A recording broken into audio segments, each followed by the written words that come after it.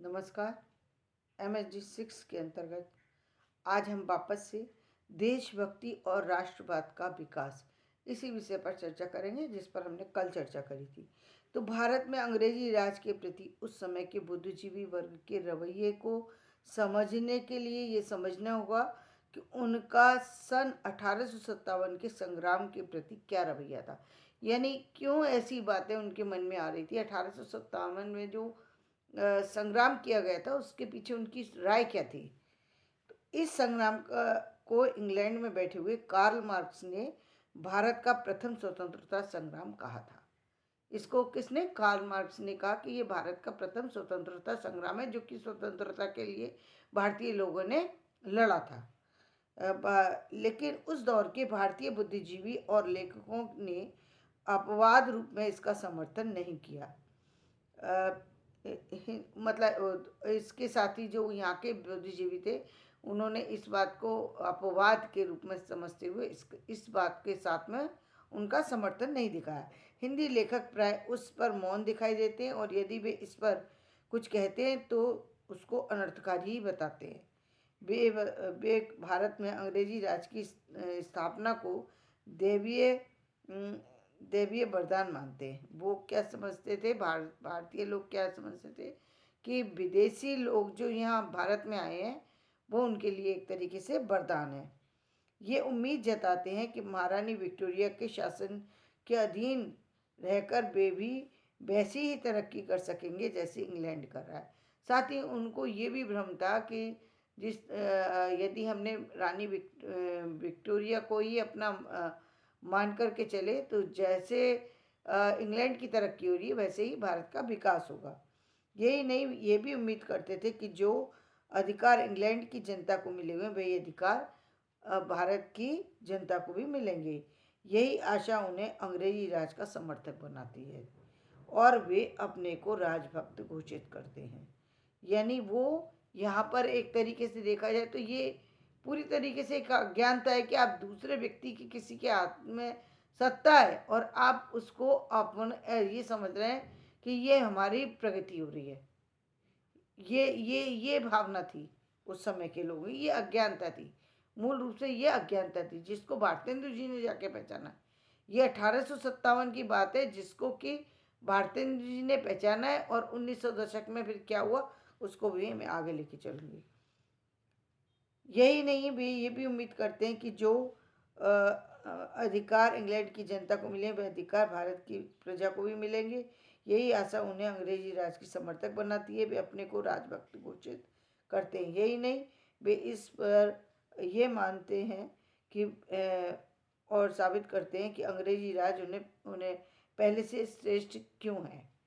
लेकिन ये आशा ही बनी रहती है। मतलब वो उसको श्रेष्ठ मान करके चल रहे होते हैं, लेकिन ये आशा कब टूटती है? जब वो इसको आशा समझ करके आगे बढ़ते रहते हैं और ये आशा अचानक ही टूटना शुरू हो जाती है। कब? अब कब टूटती है? जब वो देखते हैं कि भारतीय जो जनता है तो ना तो सरकारी नौकरियों में भारतीय लोगों को जगह मिल पा रही थी। अब जब जब जब धीरे धीरे समय 1857 के बाद यानी 60 का दशक बीता, 70 का दशक बीता, तब उनको ये समझ में आई कि यहाँ तो कुछ हो ही नहीं रहा।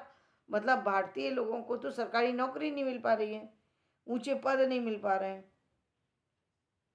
ना ही उनकी उन्नति और प्रगति में कोई ठोस कदम उठाए जा रहे हैं।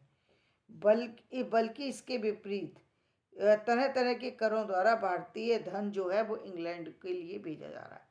अब उनकी क्योंकि अब पढ़ने लिखने तो लग गए थे तो अब उनका दिमाग थोड़ा थोड़ा जो है जागृत अवस्था में आ गया और उनको ये बात समझ में आई कि यहाँ पर तो ये उल्टी कहानी हो रही है। यानी हमारा धन जो है वो किसी तरीके से कर के माध्यम से विदेशों में भेजा जा रहा है हर साल। इसके विपरीत हर साल अकाल पड़ रहे थे और इसी बीच अकाल की बार बार स्थिति बन जा रही थी। परंपरागत उद्योग धंधे चौपट हो गए, किसान बर्बाद हो रहे थे। सिर्फ इतना कहना पर्याप्त है कि 19वीं सदी के आखिरी दशकों में इस बुद्धिजीवी वर्ग का मोह भंग होने लगा। 19वीं सदी के आखिरी दशक में यानी जब भारतेंदु जी का आगमन हो चुका था, भारतेंदु जी ने अपने कदम जमाने शुरू कर दिए थे, भारतेंदु युग की शुरुआत हो गई थी, भारतेंदु समिति का गठन हो गया था।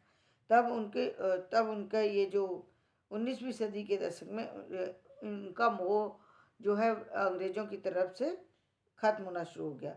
राजभक्ति की भावना धीरे धीरे कम होने लगी थी और ये एहसास होने लगा था कि अगर भारत को उन्नत होना है तो खुद भारतीयों को आगे आना होगा, जिसका श्रेय जाता है भारतेंदु जी को, कि भारतेंदु जी ने अपनी कविताओं के माध्यम से लोगों को जगाना शुरू कर दिया। जीवन के हर क्षेत्र में उन सब बातों को विस्थापित होता हुआ देख रहे थे जिनका संबंध भारत की परंपरा और जमीन से था। मतलब जो बुनियादी संस्कार थे यहाँ के, उनको कहीं ना कहीं हल्का पड़ते हुए देख रहे थे। यानी अब बच्चे जो स्कूली शिक्षा जो उनको मिलने लगी, और जो जहाँ पर जो उन लोगों ने क्रिश्चियनिटी को का प्रभाव उस पर आने लगा और चीज़ों का जो प्रभाव आने लगा, यानी जो भारतीय संस्कार थे वो कहीं ना कहीं टूटना शुरू हो गए थे।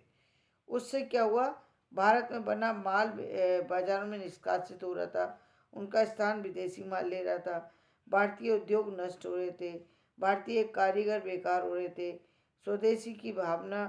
अब उनको लगा कि भारत में स्वदेशी की भावना को जगाना चाहिए। भारतेंदु युग के लेखकों द्वारा इस बात पर ध्यान देने के कारण वे ये तो चाहते थे भारतीय आधुनिक मशीनी ज्ञान हासिल करें, लेकिन ये भी चाहते थे कि ये ज्ञान हासिल करके वे भारत में उद्योग स्थापित करें। अब उनको लगा कि हमको अपने विदेश में हमें कच्चा माल नहीं बेचना, बल्कि हमको भारत के ही अंदर मशीनीकरण के द्वारा अपने ही चीज़ों को बनाना शुरू करना चाहिए।